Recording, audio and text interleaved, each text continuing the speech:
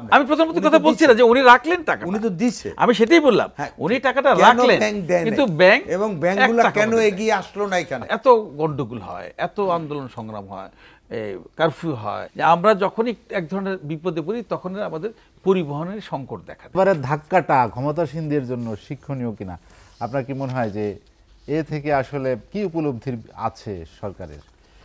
জাহিদ ভাই, না এই যে বদিউর রহমান স্যার বললেন না, ষড়যন্ত্র একমাত্র যন্ত্র পৃথিবীতে যেটা নষ্ট আদিকাল থেকে চলে আসে, যেটা নষ্ট হয় না, ওভারলোডিং করতে হয় না, তেল দিতে হয় না, এটা আদিকাল থেকে আসছে এবং পৃথিবী যতদিন থাকবে ততদিন ষড়যন্ত্র থাকবে। অতএব এটা আমার মনে এটা নিয়ে খুব ভাবার কোনো কারণ নেই। ষড়যন্ত্র যুগে যুগে ছিল, আগামীতেও থাকবে, এখনও আছে। ষড়যন্ত্র হচ্ছে না এটা বলা যাবে না। এখন বিষয় যেটা হচ্ছে যে কিছুক্ষণ আগে বললেন না যে সিদ্দিক ভাই, যে কেন আমরা ঘুষ দিই, আরে কেন ঘুষ দিয়ে আছে শুনেন, ডিজিটাল বাংলাদেশ, এখন আমরা যাচ্ছি স্মার্ট বাংলাদেশে। নতুন করে বলা হলো যে বাংলাদেশে জমি আবার নতুন করে আপনার এটাকে ইয়ে করতে হবে, খাজনা খারিজের জন্য আবার নতুন করে আপনার এটাকে ইয়ে করতে হবে, কাগজপত্র রেডি করতে হবে। এখন আপনি যান, যেখানেই যাবেন, পয়সা ছাড়া কোথাও এই খাজনা খারিজও হবে না, আপনার জমিরও ইয়ে হবে, নামজারি হবে না, নামজারি হবে না। মানে আমরা যত আইন করি সব আইনের পিছনে তবে অথবা কিন্তু এরকম একটা শব্দ নিচে লাগাই দেয়, এই এখানে সারাবার রাগ করবে যে আমলারা ওইখানে একটু তবে কিন্তু অথবা একটা শব্দ লাগায়, এতেই যথেষ্ট। হ্যাঁ, এই যে বললেন না, এখন এই যে বললাম না যে মানে রিয়েলাইজেশনটা পরে হয় আর কি, যে এখন যে বলে না যে সার্ভার ডাউন, এটা আসে নাই, আপলোড হয় নাই, তো এইগুলো তো আসলে গ্রামের মানুষ বোঝে না। গ্রামের মানুষ বুঝে আবার 3 দিন পর আইতে 4 দিন পর আইতে, অথবা কিছু দিলে পরে সার্ভারও ঠিক হয়, আপলোডও হয়, অনেক কাজও শেষ হয়। এরকম একটা জায়গায় কিন্তু আমরা কিন্তু দেশটাকে ওই জায়গায় একটা নিয়ে যাওয়ার ব্যবস্থা হয়ে গেছে। এখন প্রশ্ন হচ্ছে যে এই যে এই রিশিডিউলের কথা বললেন ভাই, তো রিশিডিউল তো না, শুধু সুদ মকুফ করা হয়। আপনি জানেন, আমি একসময় ওই যে প্রফেসর আমিন সাহেব ছিলেন, ওরা জার্মানিরা একটা ইএনটির জন্য একটা হসপিটাল দিল মহাখালীতে। তো তখন আমাকে ওইখানে যারা ওই যে মালগুলো পাঠালেন, ওখানে বললেন যে 2 কোটি টাকা ভ্যাট আসছে ওই মালগুলো জার্মানিরা ফ্রি দিল।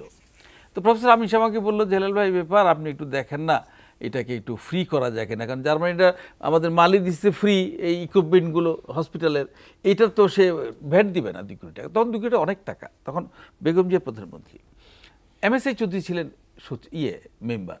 তো গেলাম ওনার কাছে, গিয়ে বললাম, স্যার এই ব্যাপার এটা তো একটু সুদ মকুফ করতে, এটা হসপিটালের, এটা ইএনটি হসপিটালের জন্য জার্মানিরা দিচ্ছে, এটা আপনি একটু মকুফ করার ব্যবস্থা করে দেন।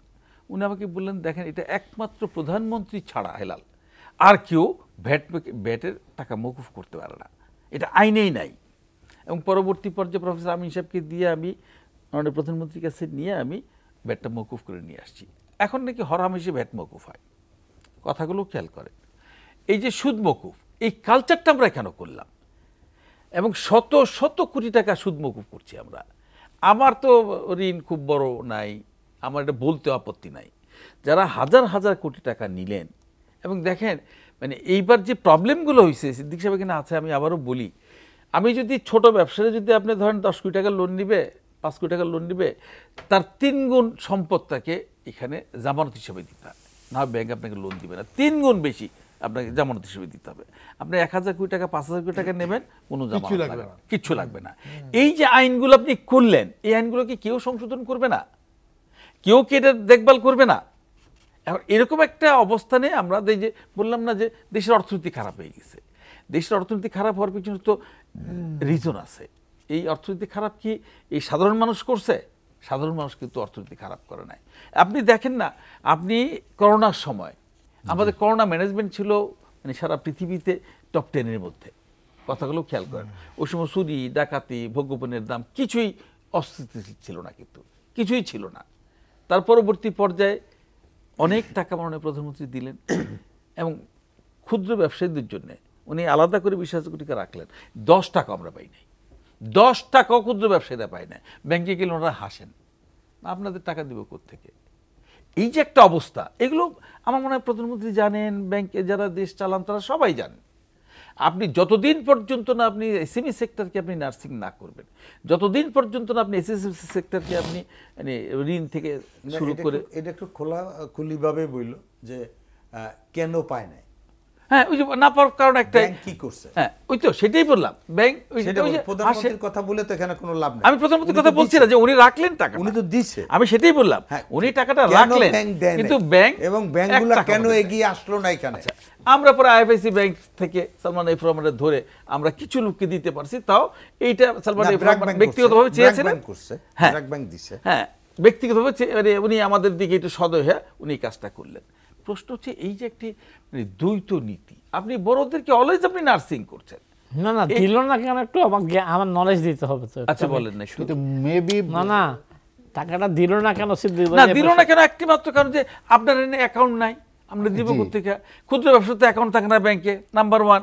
তারপরে বলে যে আপনি সহায় সম্পত্তি মানে দিবেন। ব্যবস্থাপনাগত দুর্বলতার জন্য হয়নি। মানে ব্যবস্থাপনা মানে না না ব্যাংকটা হ্যাঁ যে আমাদের দেশে যে এতগুলো ব্যাংক হয়েছে, তাদের যে রুরাল লেভেলে যে যাওয়ার কথা সেটা তো তারা যায় নাই, যায় না, যাবে না। যার জন্য আমাদের গভর্নমেন্টের ব্যাংক ছাড়া আর তো ওইখানে কারো নাই। যাওয়ার কোনো নাই। দেওয়ার ইয়ে নেই। আর তারা দেয় নাই জন্য যে তোমার 500 টাকার লোন দিলে ওইটার পিছনে তার যে কাগজপত্র যা খরচ হবে, হ্যাঁ। 50,000 কোটি টাকা লোন দিল তাই হবে। একই খরচ হয়। যার জন্য এটা তারা ইন্টারেস্টেড হয় নাই। পরবর্তীতে যখন আমরা চাপ দেওয়ার পরে ব্র্যাক ব্যাংক কিছুটা না সহায়তা ব্র্যাক ব্যাংকে করছে, একটা তাদের- সিস্টেমই ছিল, তাদের ব্র্যাক ব্যাংক কিন্তু system ছিল বিদায় তারা দিচ্ছে। করোনার টাকাটা পাই নাই, এটা ব্র্যাক ব্যাংক কিন্তু তার নিজের সরকারের অর্থায়নে দুর্বলতা করছে। না। ফুড কন্ট্রোলে বিরোধী আমরা দল। আজকে আসলাম তার আপনার চেয়ে বড় দুর্ভাগ্যের অর্থনীতির কি? আলাপ করার জন্য। আমি ওগুলো ভাবলাম যে একটু অর্থনীতি তো রাজনীতির বাইরে নাই। না, আমি যে কথাটা বলছিলাম যে আমাদের যে বিভিন্ন সময় পণ্যের দামটা যে বেড়ে যায়, এর জন্য আপনাকে বিশেষায়িত ট্রান্সপোর্টের ব্যবস্থা আপনি করতে না পারেন, বিশেষায়িত পরিবহনের ব্যবস্থা যতদিন পর্যন্ত আমরা করতে না পারবো ততদিন পর্যন্ত কিন্তু এরকম ওই যে 600 টাকা খাইতে হবে আমাকে, আবার 80 টাকা চলে আসতে হবে।